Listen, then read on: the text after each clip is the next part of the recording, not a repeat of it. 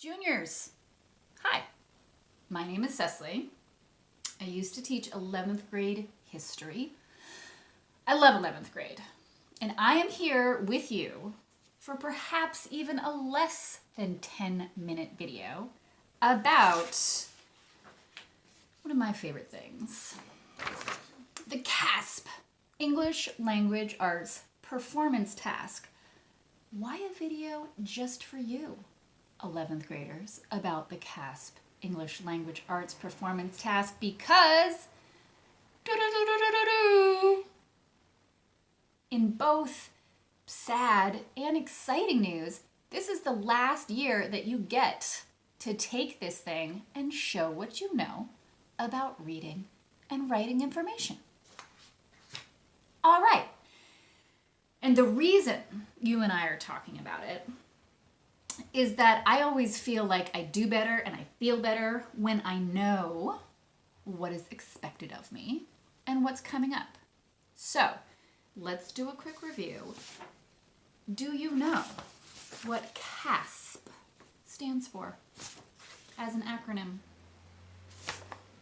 The CA is for our beautiful state of California. The A, assessment, exam, test, looking at the strengths and weaknesses of a thing. S is for you, student. The first P is for performance. And with this performance task, we are specifically looking at reading and writing. This is why I love the CASP acronym, my friends. That last P is for progress. And the exciting thing about being in 11th grade and taking the CASP ELA performance task for the last time is that, this is your swan song. This is the last time you take this thing. And so why not rock it, right? Give it your all. Here's what I want to know from you, right? Over the years, as you have taken this performance task as part of the CASP, you may have noticed that there are 3 different genres it asks you to write in, right? Because here are the basics of it. The CASP is like, hey, student, here are 2 or 3 or 4 sources, articles, texts about a certain topic. And now that you are 11th graders, it's probably going to be 4 different articles. Might be about multivitamins or financial literacy, sunflowers, right? I mean, it's some topic. And what it wants you to do, read, learn while you are reading, and then turn around and write about multivitamins or financial literacy or sunflowers. And it's going to be in one of 3 ways, right? It's either going to say, please write an explanatory essay where you teach your reader about this topic. Or it may say,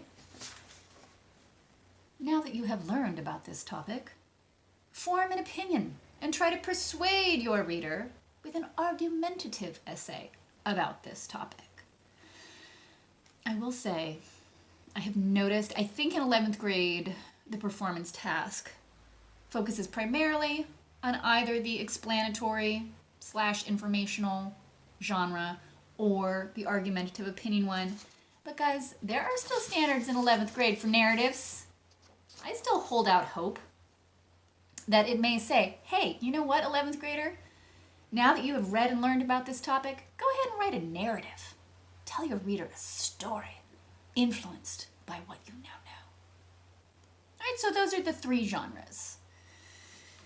You sit down to the computer, taking the CASP, and it says task. Please read these sources, these articles about a topic. And here's the thing to know. There are 2 parts. The first part, part 1, is just several short essays about the topic. And here's what I enjoy about part 1. I feel that part 1 gives you an opportunity to think through the stuff that you have just learned about multivitamins or sunflowers or financial literacy or whatever the topic is. Because it asks you to write usually like 2 short essays that might say, what do you think is the best, most relevant source of these 4 sources if you were to write about blank, right? You write short essays in part 1. And then part 2. 1 long essay. Could be a narrative essay that you write, could be an explanatory essay that you write, or it could be an argumentative essay that you write in part 2. CASP, English Language Arts Performance Task. 2 parts. The first, several short essays. The second, 1 long essay. And for these 2 parts, I am going to leave you with some pointers. Over my years in the classroom, this is what I've noticed. This is how you rock the CASP ELA performance task. Juniors, number 1, don't give up. Don't give up, don't give up, and don't give up. Is it human to get tired? Yeah. Is it human to get overwhelmed? Yeah. It's happened to me many times in a testing situation. Take a moment. You can breathe, stretch, give yourself a high five. I can do this. And then don't give up. Keep going. You are stronger than this exam. Like nothing breaks my heart more than a head on the keyboard. And maybe you need to take like a 20-second power nap on the keyboard and then come back. Don't give up. Number 2, take notes. Taking notes is an extremely effective way to not give up. It's a great tool, which leads us to your best friend on the performance task is scratch paper, okay? So let's talk about what taking notes looks like. You're sitting there. The computer says, here's your task, right? Here are 4 sources that you're going to read. You say, hey, best friend, get out your scratch paper. This is what I recommend doing. I know everybody has different brains and different ways of taking down information. I just take notes. I just write source 1. And then I bullet point, right, as I'm reading. Usually I'll read a full paragraph and then be like, what was useful from that? What would I go home and teach somebody that I just learned from that paragraph? And I bullet point it out. I take notes on source 1. Take notes on source 2. Take notes on source 3. Take notes on source 4.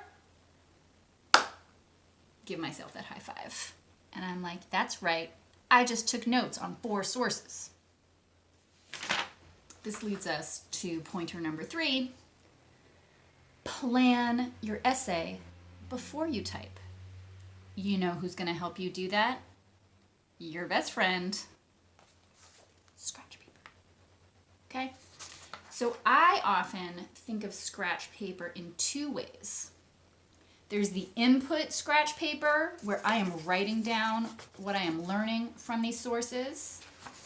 And then there's the output scratch paper, right? Where I take a moment, congratulate myself on taking all my notes, and then I turn around, I get a fresh piece of scratch paper.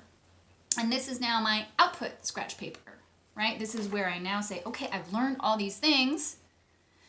What am I writing? A narrative, an informational, or an opinion piece, right? Also called explanatory and argumentative, right? And then I use this paper as my best friend to help me organize and plan out what I am going to write. That's it. Scratch paper. Finally, my last pointer. Read your essay before you submit it. And I just want to talk a little bit more about what that means.